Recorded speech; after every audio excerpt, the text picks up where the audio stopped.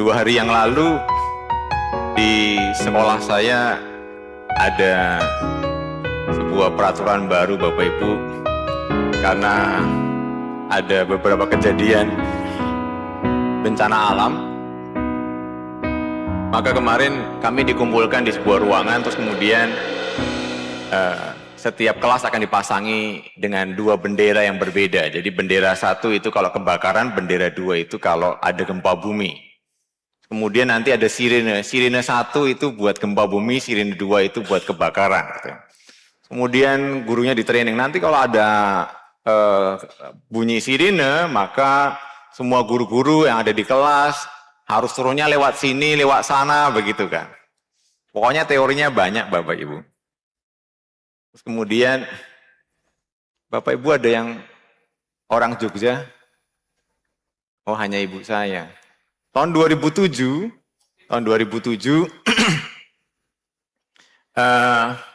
saya mengalami gempa Jogja yang 6,7 skala Richter itu Bapak Ibu. Saya mengalami itu karena sebetulnya saya udah tinggal di Jakarta dan waktu itu saya sedang kuliah menyelesaikan S3 saya di sana. Saya mau pulang hari Jumat itu mau pulang, tapi kemudian teman saya datang dan bilang gini, besok kita bareng-bareng aja pulangnya Yos. Saya bawa mobil, daripada kamu harus keluar ongkos. Saya bilang, wah puji Tuhan dapat tebengan gratis. Jadi saya nggak pulang Bapak Ibu. Dan Sabtu pagi itu gempa itu terjadi Bapak Ibu. Terus kemudian waktu pas ada training itu saya ingat lagi. Terus kemudian saya bilang sama teman-temannya di sana, saya bilang begini.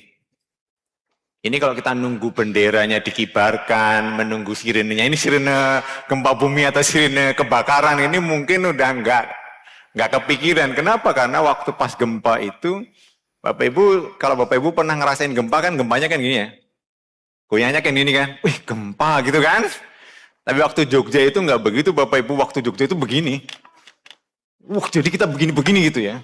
Saya ingat sekali ada tamu di rumah saya itu, dia bangun dari tempat tidur, jatuh lagi, bangun dari tempat tidur, jatuh lagi begitu. Jadi untuk berpikir ini gempa atau apa udah nggak bisa kepikiran gitu. Tahu-tahu rumahnya roboh gitu. Nah yang menarik lagi habis itu karena di rumah ada tamu, Bapak Ibu saya keluar gitu bang. Saya mau beli sarapan dulu ya gitu ya. Udah kita beli sarapan. Gak lama di depan rumah itu motor itu berseliweran begini, kencang-kencang begitu. Kemudian saya keluar, ada apa gitu kan? Bapak Ibu tahu apa yang menjadi berita? Tsunami. Udah tinggal 5 atau 4 kilo dari rumah kami gitu. Motor nggak ada tamu.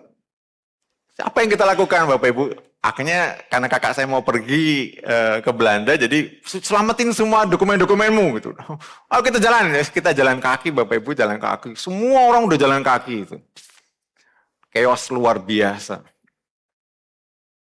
Bapak Ibu, pernah dalam hidup Bapak Ibu chaos seperti itu?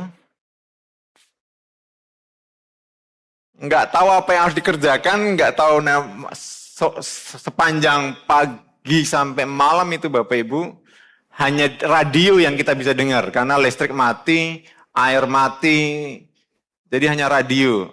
Zaman itu radio udah nggak ada Bapak Ibu, tapi saya masih punya radio kecil gitu.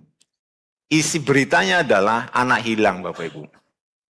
Kenapa anak hilang? Karena waktu pas ada berita tsunami itu, begitu lihat ada mobil terbuka yang bisa angkut orang, anak-anak itu dititipin ke situ.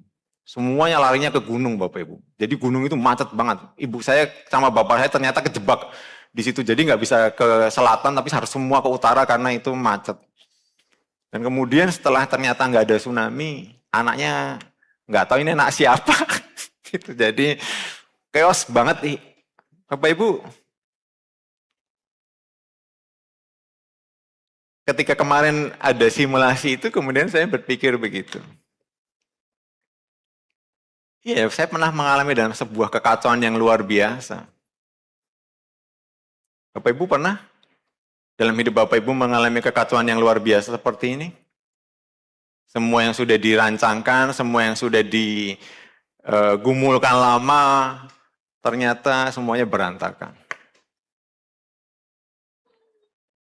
nggak bisa berbuat apa-apa, nggak ngerti apa-apa. Seperti saya waktu pas ada dengar tsunami itu rasanya ya sudah, mau ngapain ini, mobil nggak punya, motor dipakai gitu kan.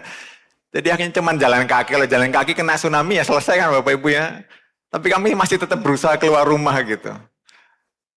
Bapak Ibu pernah mengalami keadaan seperti ini? Apa yang Bapak Ibu dan saya akan katakan? Atau mungkin Bapak Ibu akan berkata begini, Tuhan ini terlalu berat nih, aku tidak sanggup untuk melakukan ini dengan kemampuanku. Atau Bapak Ibu pernah melakukan sebuah kebodohan yang membuat Bapak Ibu jatuh dan mengalami sebuah krisis karena kebodohan yang kita kerjakan.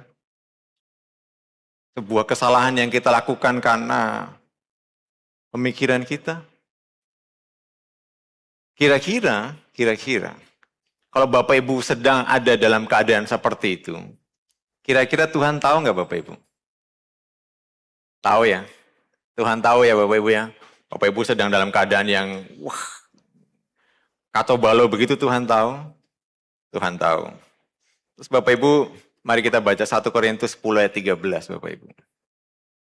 Sudah ketemu Bapak Ibu 1 Korintus 10 13? Sudah, kita akan baca bersama-sama. 1, 2, 3. Pencobaan-pencobaan yang kamu alami ialah pencobaan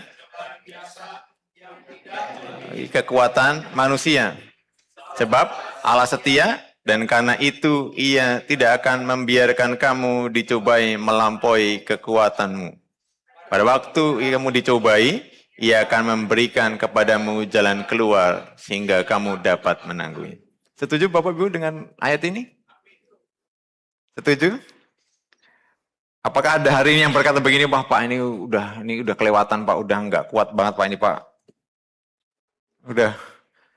Dan kalau Bapak Ibu lewatin sebuah ujian begini, kira-kira Bapak Ibu lulus atau tidak? Pasti berhasil lulus atau tidak? Bagaimana kira-kira? Bisa lulus? Bisa? Tidak gitu kan? Nah pertanyaannya begini nih Bapak Ibu. Tuhan tahu nggak sih Bapak Ibu nanti lulus atau tidak? Tahu. Kenapa? Karena Tuhan maha kuasa, maha tahu ya, maha tahu. Jadi kalau begitu, ketika Tuhan itu memberi Bapak Ibu sebuah keadaan, mengizinkan keadaan di dalam hidup Bapak Ibu yang disebut dengan ujian atau pencobaan atau apapun itu krisis yang terjadi dalam hidup Bapak Ibu pasti bisa melewatinya enggak? Pasti ya? Pasti nggak ini? Pasti ya? Pasti kan? Pasti Pak. Tapi nanti kalau pas ada di dalam pencobaan kira-kira gimana? Nah itu persis kayak yang tadi yang saya bilang Bapak Ibu. Ada peraturannya, ada langkah-langkah yang dilakukan. Tapi begitu ada di dalam masalah, apa yang terjadi Bapak Ibu? Panik, nggak bisa berpikir, dan apa yang terjadi? Kemungkinan Bapak Ibu dan saya bisa gagal. Nah, Bapak Ibu kalau kita lihat, waktu saya merenungkan ini, saya tanya sama, jadi komunikasi saya biasanya ketika saya menggali Alkitab itu saya kemudian berpikir, Tuhan, kalau Tuhan itu memberi kami pencobaan yang biasa, yang bisa kami tangani, kenapa orang Israel itu sebagian besar mati di padang gurun? Berarti itu melebihi kekuatan dia dong. Saya ulang ya Bapak Ibu. Setuju nggak dengan statement saya ini? Waktu saya berpikir begini, terus kemudian kalau Tuhan Maha Tahu ya, maka Tuhan tahu dong kalau nanti orang Israel akan gagal di padang gurun. Tapi Tuhan izinkan ada ujian di padang gurun. Kok Tuhan tega ya? Kira-kira yang salah Tuhannya atau manusianya Bapak Ibu? Bapak Ibu pasti bilang, oh manusianya Pak gitu. Kenapa? Kenapa manusianya? Kenapa bukan Tuhannya? Kan Tuhan sudah tahu kekuatan Bapak Ibu dan saya kan? Tapi kenapa Tuhan kasih ujian dan akhirnya ada orang yang gagal menghadapi ujian itu? Nah hari ini kita akan belajar bagaimana Bapak Ibu bisa melampaui ujian. Karena Tuhan tadi berfirman, ujian atau pencobaan yang Bapak Ibu dan saya alami itu adalah pencobaan yang biasa. Berarti saya harus bisa melewatinya. Berarti tidak ada kata, Pak saya stres banget ini Pak. Waduh Pak ini udah kayak mau mati aja nih Pak, udah nggak ngerti saya mau ngomong apa ini. Wah udah stres banget Pak saya. Harusnya nggak begitu. Kenapa? Karena ini pencobaan biasa. Jadi kalau Bapak Ibu divonis kanker stadium 4, Bapak Ibu bilangnya bagaimana?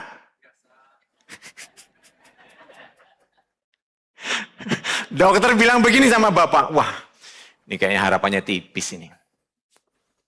Hanya Tuhan yang bisa menyembuhkan. Pencobaan biasa atau luar biasa Bapak Ibu?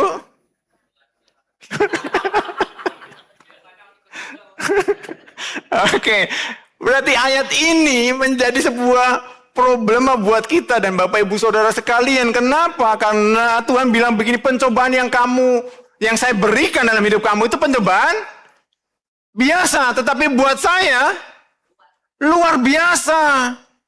Kok beda ya? Beda ya Bapak Ibu ya? Nah, apa benar Tuhan itu setega ini Bapak Ibu? Mari kita lihat bagian ini satu persatu apa yang disampaikan Paulus sehingga Paulus sampai berani berkata bahwa Tuhan itu memberikan pencobaan yang biasa. Mari kita lihat ayat yang pertama. Dalam 1 Korintus pasal yang ke-10.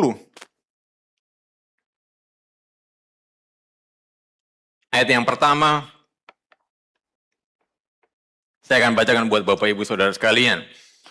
Aku mau supaya kamu mengetahui saudara-saudara bahwa nenek moyang kita semua berada di bawah perlindungan awan dan bahwa mereka semua telah melintasi laut.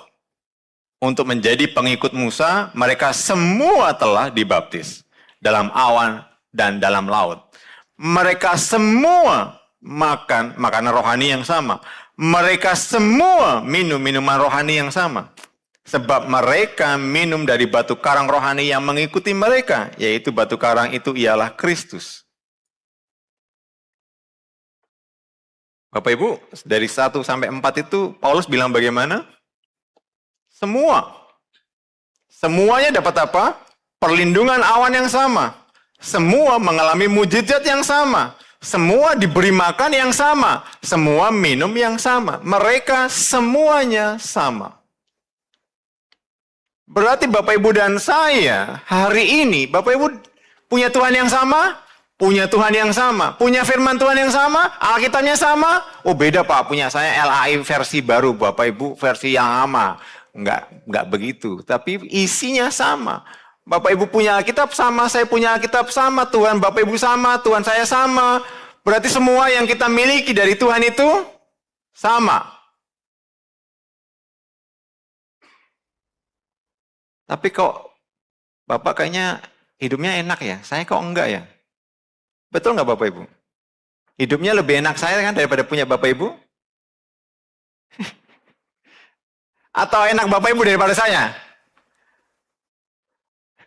Kalau Bapak Ibu ngobrol itu pasti nggak bilang begini, nggak ada yang orang bilang begini nih. Enak saya, hidupmu menderita kan? Hidup saya nggak menderita, nggak ada. Pasti bilangnya begini nih, menderita saya. Betul nggak Bapak Ibu? Sombong-sombongan? Jadi kalau udah menderita itu sombong begitu. Menderita saya, kamu masih mending punya pekerjaan, saya udah nggak punya pekerjaan. Wah mending kamu masih punya uang, saya udah nggak punya uang. Jadi yang disombongkan itu apa? Penderitaan. Kenapa? Kenapa Bapak Ibu? Karena Bapak Ibu dan saya tidak ingin kelihatan sombong, padahal sombong. Bapak Ibu yang terkasih Tuhan, ayat ini berkata bahwa Bapak Ibu dan saya diberi berkat oleh Tuhan itu sama. Tuhan tidak membedakan Bapak Ibu dan saya.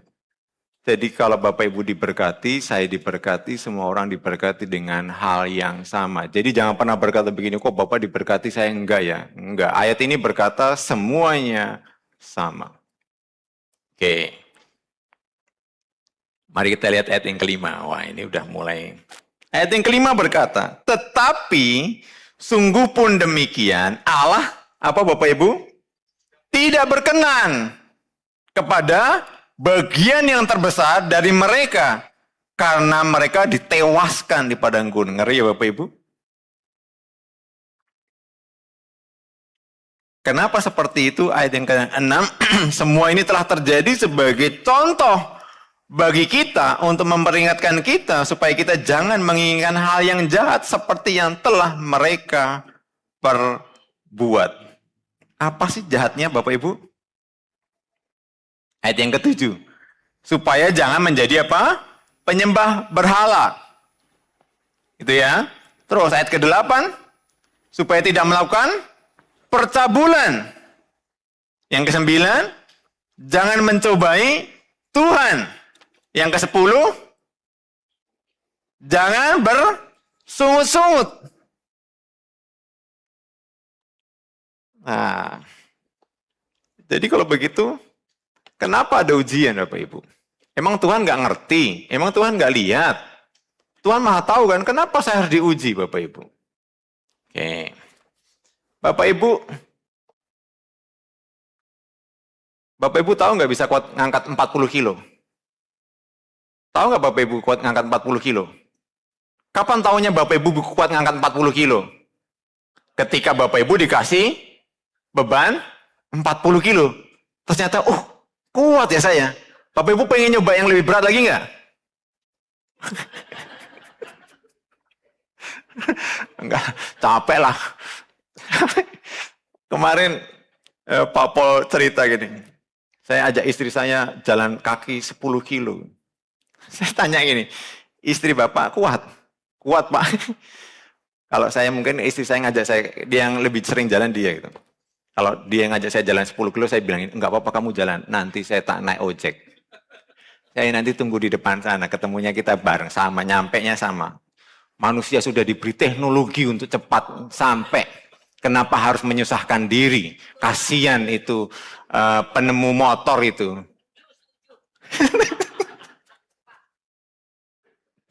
Bapak Ibu, ujian itu diberikan buat Bapak Ibu, untuk Bapak Ibu ngaca gitu loh. Oh ternyata saya kuat ya. Oh ternyata saya nggak kuat ya. Oh ternyata saya salahnya di sini. Itu buat Bapak Ibu. Ujian itu dibuat Bapak Ibu. Kalau Bapak Ibu nggak dikasih ujian, Bapak Ibu nggak tahu kan bodohnya di mana? Saya nggak tahu bodohnya di mana. Bapak Ibu pernah nggak bilang begini nih? Kok bodoh banget ya saya? Gitu pernah nggak Bapak Ibu? Oh cuma saya doang ya berarti. Kalau saya melakukan sebuah kesalahan, kemudian saya merenung gini, saya bilang gini, kok bodoh banget ya saya? Bapak Ibu, kadang kita baru menyadari keadaan kita ketika kita ada dalam keadaan yang menderita, kesusahan, kesalahan, krisis itu membuat Bapak Ibu dan saya tahu. Oh iya ya, saya harus hidup baik ya. Oh nggak boleh begini ya. Wah harusnya begini ya. Makanya ujian itu adalah cermin buat Bapak Ibu dan saya. Saya ingat kemarin Pak Edi bilang begini, kalau mau tahu sifat aslinya Pak Pendeta, mari kita pepet mobilnya. Nanti kan dia buka jendela dan akan marah-marah. Kapan saya bisa muncul emosi saya gitu kan? Ketika saya dalam sebuah konflik. Ketika saya sedang dalam keadaan tekanan. Bapak Ibu akan lihat asli Bapak Ibu. Ketika Bapak Ibu ada dalam tekanan. Jadi, kalau nanti pas dalam tekanan, Bapak Ibu tinggal lihat. Nah, kelihatan lah. Kelihatan siapa saya, siapa Bapak Ibu. Itu sebabnya orang Israel itu kurang apa sih Bapak Ibu? Tiang awan ada, tiang api ada. Berarti Tuhannya udah kelihatan ya, kasat mata gitu kan. Tapi ketika Musa naik ke atas bukit, terima 10 hukum Tuhan, mereka buat lembu emas, bayangin Bapak Ibu. Masuk di akal nggak Bapak Ibu? Nggak masuk di akal ya. Orang Israel itu keterlaluan banget ya Pak. Orang udah kelihatan, Tuhannya kelihatan gitu ya. Masih ada nyembah berhala gitu. Bapak Ibu dan saya sama nggak? Enggak lah Pak, saya ke gereja. Sabar dulu Bapak Ibu. Saya mau cerita ya Bapak Ibu. Saya pernah cerita, tapi ini jangan dicontoh. Berapa tahun yang lalu saya pernah menjadi wakil ketua 3 di sebuah STT. Sebuah STT ceritanya. Karena itu sudah dulu. Jadi saya menjadi bagian kemahasiswaan, dan di kemahasiswaan itu saya mengalami sebuah masalah yang luar biasa dahsyat, yes gitu. Jadi ada satu laptop hilang. Besoknya ada satu lagi laptop hilang. Ada satu laptop hilang. Sampai laptop saya juga hilang Bapak Ibu. Ada 8 laptop yang hilang Bapak Ibu. Karena saya kan udah masuk, saya kumpulin, saya tanyain satu-satu gitu. Udah kayak detektif saya, tanyain satu-satu begitu. Nggak ada yang ngaku. Di depan saya ada reserse, ada tempat untuk polisi yang biasanya nangkap begitu. Saya kenal, kemudian saya panggil mereka. Kalau nggak salah ada satu anggota gereja itu Jatinegara atau anggota Kebayoran ya. Polisi itu saya panggil juga untuk nangani itu. Jadi anak-anak diintegrasi polisi itu. Sampai ada satu mahasiswa yang bilang begini, Pak, kok kayak saya jadi kayak maling ya Pak? Saya nggak maling loh Pak, beneran Pak gitu. Saya nggak suka model Bapak begini, kita diinterogasi, ditanya-tanyain sampai gitu. Karena saya juga pusing, saya bilang begitu. Emosi saya udah muncul gitu. Terus ada solusi yang bagus Bapak Ibu. Ada teman saya, STH. Semakin tinggi hati. STH, dia STH. Terus dia bilang begini, Mas, karena dia lebih tua dengan saya, dia bilang, Mas, di kampung saya itu ada dukun yang kalau ada pencuri pakai air itu langsung kelihatan pencurinya. Gampang loh itu Mas. Bayangin Bapak Ibu, sekolah STT Bapak Ibu, sarannya nyari dukun Bapak Ibu. Gampang loh. Cuman kita di STT ya, jadi kita nggak bisa. Saya bilang begini, emang bisa? Bisa, kelihatan langsung orangnya. Diambil nggak Bapak Ibu? Saya mulai mikir, ambil enggak.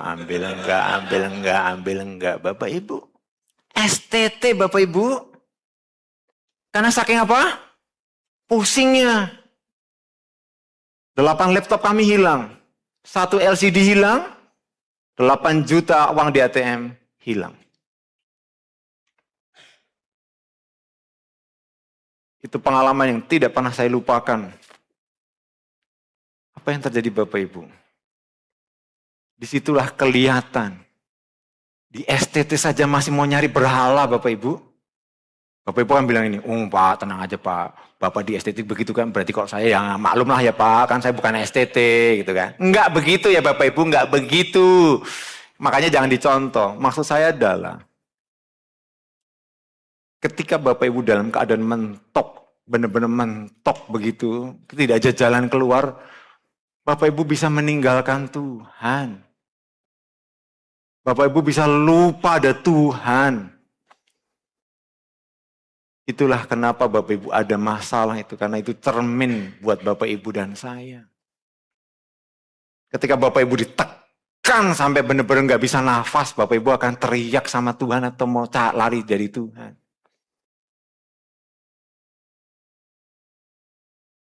Itu sebabnya Bapak Ibu, kalau hari ini Bapak Ibu dalam keadaan baik-baik saja, jangan berkata begini, tenang Pak, saya baik-baik saja. Tuhan itu sohib saya Pak. Pokoknya asik Pak Tuhan itu. Sabar Bapak Ibu. Yuk kita baca ayat yang ke-12 Bapak Ibu. Ayat ke-12 berkata begini. Sebab itu siapa yang menyangka bahwa ia berdiri teguh, hati-hati supaya jangan jatuh. Jadi kalau hari ini Bapak Ibu merasa bahwa, saya lagi dekat dengan Tuhan, hubungan dengan Tuhan baik, semuanya baik-baik saja. Hati-hati Bapak Ibu, hati-hati. Jangan pernah kita merasa punya kekuatan untuk melakukan segala sesuatunya sendiri dengan baik. Tidak ada yang kita tahu, tidak ada yang kita bisa bayangkan. Bapak Ibu pernah kan rasanya hidup itu enak, nyaman gitu ya Bapak Ibu ya? Pernah ya Bapak Ibu? Gak ada masalah, pokoknya semuanya aman, running well gitu ya. Depositonya tambah banyak, tambah banyak, tambah banyak, tambah banyak, tambah banyak gitu kan. Wah, semuanya tenang, nggak ada yang sakit gitu ya. Nilai rapot anak-anaknya baik. Wah, semuanya baik. Bapak Ibu nyaman-nyaman begitu, apa yang Bapak Ibu lakukan? Ke gereja rajin? Rajin, Pak. Berdoa rajin?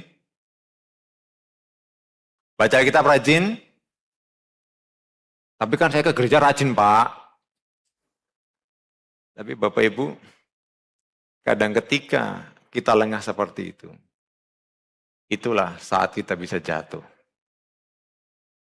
Jadi, jangan pernah terlena dengan keadaan yang Bapak Ibu sedang alami hari ini. Tetap waspada karena ujian itu bisa datang kapan saja. Nah, kalau begitu, apakah ujian yang Bapak Ibu dan saya terima itu selalu sama dengan kekuatan Bapak Ibu? Iya, selalu sama. Ayat 13 tadi menyatakan jelas sekali bahwa pencobaan-pencobaan yang kamu alami ialah pencobaan biasa. Ia tidak akan membiarkan kamu dicobai melampaui kekuatanmu. Itu pasti Bapak Ibu. Itu garansi dari Tuhan bahwa pencobaan yang Bapak Ibu alami itu tidak melebihi kekuatan Bapak Ibu. Itu pegang.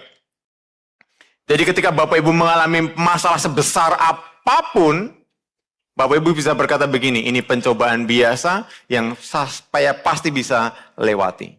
Tapi kenapa sebagian besar, tadi dikatakan sebagian besar Israel itu gagal. Kenapa Bapak Ibu? Nah, saya mau cerita. Ini analogi yang saya dapat ya Bapak Ibu, karena saya guru ya. Jadi fisika itu sebuah pelajaran yang menjadi monster buat banyak anak-anak. Wah, fisika itu susah, banyak teorinya dan banyak rumusnya dan bla bla bla gitu. Jadi supaya itu nggak menjadi monster, saya selalu kasih mereka soal. Saya kasih soal mereka dan saya kirim ke Google Classroom. Ini ada soal latihan, ini ada soal latihan, ini ada soal latihan, ini ada soal latihan. Oke, tolong dikerjakan. Terus kemudian saya bilang sama mereka, besok ujiannya saya ambil dari soal-soal itu. Pertanyaannya Pak, anak-anak itu. Anak-anak bilang begini, persis Pak, persis saya cuma copy paste. Beneran, bener saya ngambil persis dari situ. Berapa soal Pak? 10. Ya, cuma 10. Bapak ngasih soalnya berapa? 50. Ya iyalah, kamu kerjain 50, nanti 10 keluar kan sebenarnya tinggal copy paste di dalam kepala kan. Jadi akhirnya ujian tiba Bapak Ibu. Anak-anak yang belajar itu bilang, wih bener, persis. Sampai namanya, sampai kata-katanya, sampai angka-angkanya sama, dikerjakan. Tapi ada beberapa anak yang nilainya itu di bawah 10. Maksimumnya 100 Bapak Ibu. Ini di bawah 10 Bapak Ibu. Terus saya datangin anak itu kan. Saya bilang begini, kamu nggak lihat soal saya? Kamu nggak ngerjain? Gitu. Jadi, Bapak Ibu, malah ada satu anak yang ketangkap nyontek. Terus saya tanya, ini kenapa kamu nyontek? Nggak bisa, Pak. Lah kan soalnya udah ada. Bapak Ibu, itu persis dengan Bapak Ibu dan saya nggak?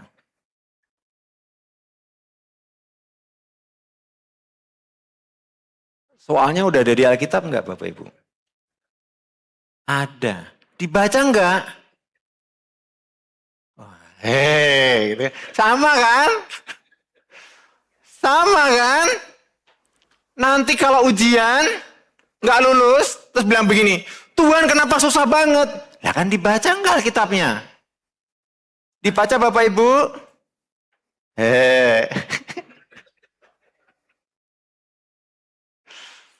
Kalau Bapak Ibu nggak baca Alkitab, bagaimana Bapak Ibu bisa lulus ujian? Open book, Bapak Ibu, open book. Jadi Bapak Ibu tahu gunanya baca Alkitab buat apa? Lulus ujian.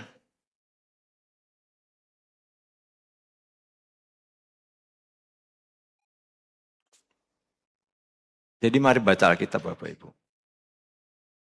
Itu satu cara Bapak Ibu lulus ujian. Jadi kalau nanti ada krisis Bapak Ibu tahu, tenang. Saya tahu, pencobaan ini pencobaan yang biasa. Tahu dari mana? Alkitab. Terus Tuhan bilang bagaimana? Pasti ada jalan keluar, tenang. Berarti ada jalan keluar. Enggak nyari dukun kayak teman saya tadi. Jalan keluarnya apa? Lihat ayat 14. Karena itu, saudara-saudaraku yang kekasih, apa Bapak Ibu? Jauhilah penyembahan berhala. Jalan keluar itu menuntut sebuah aksi. Salahnya di mana? Oh, nyembah berhala. Kalau begitu jauhilah penyembahan berhala. Dosanya di mana? Wah, saya nipu, Pak. Ya udah, jangan nipu lagi. Jauhi nipu. Pornografi, ya udah. Lepasin pornografinya. Gampang atau susah, Bapak Ibu? Susah. Tapi harus dilakukan. Lihat ketika Yusuf itu digodai oleh istri Potifar, apa yang dilakukan? Lari. Jalan keluarnya lari. Jangan bilang begini. Ya Pak, ini berat banget Pak. Tapi tetap aja di situ. Temannya semuanya mabuk. Ya tetap mabuk lah dia. Teman saya mabuk. Saya nggak mau mabuk. Saya pergi dong dari situ dong. Jadi cari teman yang nggak mabuk. Tapi kalau masih ada di circle situ, temannya semuanya pencuri. Bapak Ibu jadi pencuri nggak? Jadi pencuri lah. Di Jogja itu saya ingat sekali ada sebuah kampung copet. Bayangin Bapak Ibu, kampung copet. Jadi kampung itu hampir semua orang mata pencarinya copet. Jadi istri-istrinya kalau ngobrol gimana? Suamimu dapat berapa? Hasil mencopet Bapak Ibu. Kalau saya tinggal di situ, mungkin saya nggak jadi pendeta. Saya jadi apa? Mencopet juga. Kenapa? Karena itu yang saya lihat, itu yang saya pelajari, itu yang saya omongin, dan itu yang saya lakukan.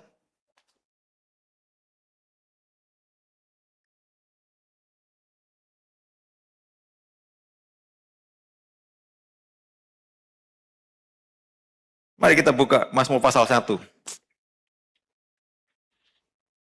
Ayat yang pertama dan kedua, Bapak Ibu. Mari lihat Mazmur pasal 1 ayat 1 yang kedua. Sudah Bapak Ibu?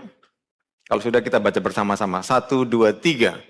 Berbahagialah orang yang tidak berjalan menurut nasihat orang fasik, yang tidak berdiri di jalan orang berdosa, dan yang tidak duduk dalam kumpulan pencemooh. Tetapi yang disukani ialah Taurat Tuhan, dan yang merenungkan Taurat itu siang dan malam. Lihat Bapak Ibu.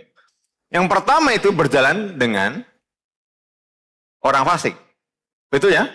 Jadi berjalan dengan nasihat orang fasik. Jadi temannya orang fasik, jadi berjalan ini, berjalan. Ini berjalan. Terus kemudian berdiri. Terus kemudian duduk. Ini contoh seperti kalau Bapak Ibu lihat orang yang lagi main kartu. Bapak Ibu tahu kan main kartu yang ada duitnya itu? Bapak Ibu berjalan, itu lihat orang main kartu, Bapak Ibu berjalan, ada orang main kartu gitu kan. Tapi tetap jalan, berhenti. Terus kemudian lewat lagi, masih ada. Berhenti nggak? Lihat. Dapatnya banyak ya. Apa yang kemudian? Duduk. Ikut masang. Betul nggak? Jadi pertamanya jalan, berdiri, diamatin. Ini kayaknya menarik ini. Terus duduk, pasang. Dosa kan begitu kan? Lihat dulu lewat. Ada dosa ya. Nah gitu kan? Terus dia mati. Kalau saya melakukan itu nggak ketahuan juga kok itu kok. Itu bisa bagus itu. Ini bagus. Nggak apa-apa lah. Lakukan nggak? Lakukan. Hari ini Tuhan bilang begini. Jauhilah. Pergilah. Jangan ada dosa yang membuat Bapak Ibu. Kemarin saya lihat di sebuah TikTok. Bukan TikTok, saya nggak punya TikTok. Saya punya Instagram sekarang.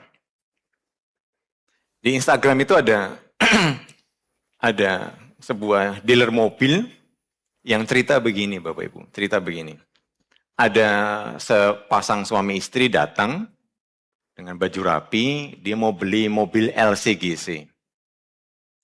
Terus kemudian rapi dia bilang, si dealernya bilang begini, dia mau beli, terus kemudian dia ngajuin kredit. Terus si dealernya bilang, oke, nggak apa-apa, pasti bisa kita bantulah, kita bantu. Kemudian waktu pas BI checking, ternyata nggak bisa. BI checking nggak bisa. Terus namanya juga orang mau jual mobil kan, dia bilang begini, coba pakai nama anaknya gitu. Anaknya baru lulus SMA. Apa yang terjadi Bapak Ibu? Nggak bisa juga. Kemudian karena saking penasarannya, si yang punya showroom ini, dia tanya sama di bagian leasingnya itu, kenapa kok dia nggak bisa? Bapak Ibu tahu? Suami istri ini katanya kena pay letter sama kartu kredit. Yang lebih parahnya lagi dibilang ini, anaknya dua-duanya itu juga pay letter dan kartu kredit. Anak lulusan SMA, Bapak Ibu. Terus kemudian yang dealernya itu di situ, dia bilang begini, itu ngapain nih itu ya, anaknya kok bisa sampai over limit begitu, sampai nggak bisa bayar gitu. Ada apa Bapak Ibu? Enak kan ya Bapak Ibu ya sekarang ya? Bapak Ibu kalau di TikTok scroll-scroll begini kan enak kan? Keranjang kuning, keranjang kuning, keranjang kuning, keranjang kuning. Jempolnya keranjang kuning kan? Keranjang kuning, tahu-tahu paket. Iya. Paket. Iya, gitu kan? Besoknya. Kenapa? Bayar nggak teman-teman? Nggak bayar. Pay letter. Pay letter. Pay letter. Lama-lama kok jadi banyak ya?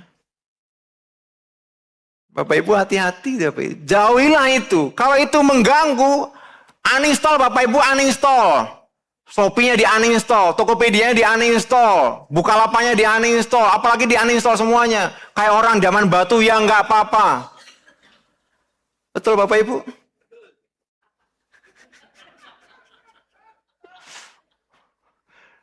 Bapak Ibu dan Bapak Ibu, algoritma yang dipakai itu adalah, Bapak Ibu kalau Bapak Ibu masuk ke Tokopedia saya atau Shopee saya gitu, nggak ada baju wanita, nggak ada. Yang ditunjukin apa Bapak Ibu? RAM, prosesor gitu. Itu muncul terus gitu. Wah ini. Kalau main game balap kayaknya keren nih. Wah ini bisa beli setir balap gitu. Munculnya itu semua gitu. Kenapa? Itu yang disebut dengan godaan. Itu yang disebut dengan ujian. Beli enggak, beli. Iya, beli akhirnya gitu kan. Bisa dicicil, Pak. Gitu. Bapak Ibu pernah dengar cicilan 0%? Kartu kredit? Wah, saya udah dijebak berkali-kali ini. Pak, bisa turunin kartu kredit, Pak? 0%. Ah, nggak percaya saya. Beneran, Pak, coba dihitung. Bener 0%. Iya Pak, cuman ada adminnya Pak. Bapak Ibu, tidak ada yang gratis di dunia ini. Itu sebabnya Bapak Ibu harus hati-hati. Kalau itu jalan keluar, larilah Bapak Ibu. Larilah Bapak Ibu. Lari ya Bapak Ibu. Jauhilah itu. Jadi kalau hari ini Bapak Ibu ada krisis, Bapak Ibu tahu. Oh berarti saya sedang mengalami sebuah masalah. Masalahnya kenapa? Kesalahan saya, kesalahan orang lain, atau memang sedang Tuhan izinkan seperti Ayub. Ingat, apa Bapak Ibu? Pencobaan yang Bapak Ibu alami adalah pencobaan yang biasa. Pasti dikasih jalan keluar. Tapi sudah tahu jalan keluarnya ya dilewati Bapak Ibu. Jangan cuma, oh ya itu jalan keluarnya, saya di sini aja. Ya nggak begitu Bapak Ibu. Keluar, lari, tinggalin. Susah Pak. Tapi nanti nangis-nangis. Keluar ya keluar, terus tutup pintunya, udah jangan masuk lagi. Selesai.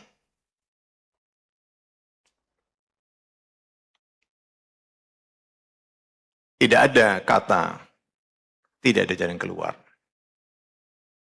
Hari ini Tuhan mengajari Bapak Ibu. Tuhan memberkati Bapak Ibu semuanya sama. Modal yang dari Tuhan buat Bapak Ibu semuanya sama. Wah, gaji Bapak dengan gaji saya beda. Tapi kebutuhan Bapak dan kebutuhan saya juga beda. Kalau saya disuruh makan 5 porsi nasi begitu, saya mengapa? Tapi mungkin ada di antara Bapak Ibu yang kalau makan harus 3 piring. Saya 1,5 piring aja udah kenyang. Begitu kan? Secukupnya saja Bapak Ibu cukup, saya cukup. Dan itu pasti itu modal dari Tuhan itu cukup. Oke, terus kemudian bebannya itu pas. Tidak terlalu ringan, tidak terlalu berat. Karena sudah dikalibrasi. Pas. Yang membuat Bapak Ibu nggak lulus, kenapa? Nggak membaca bahan ujiannya. Jadi, kalau nanti Bapak Ibu ada ujian, terus kemudian berat, Bapak Ibu teriak-teriak, jangan salahin Tuhan. Bapak Ibu harus baca apa? Alkitab. Kalau sudah dibukain jalan keluar, larilah. Bapak Ibu ya, lari keluar, tutup jalannya. Enggak, jangan balik lagi gitu. Udah ditolong, udah lepas, balik lagi ke situ. Aduh Bapak Ibu, udah ya, udah, stop. Tutup pintunya, udah masuk ke situ lagi. Nanti nangis-nangis lagi. Nanti Tuhan bilang begini, Tuhan nggak sayang sama saya, gitu. Wah Tuhan tertega sama saya, jangan begitu ya Bapak Ibu, selesai, lewatin itu, stop.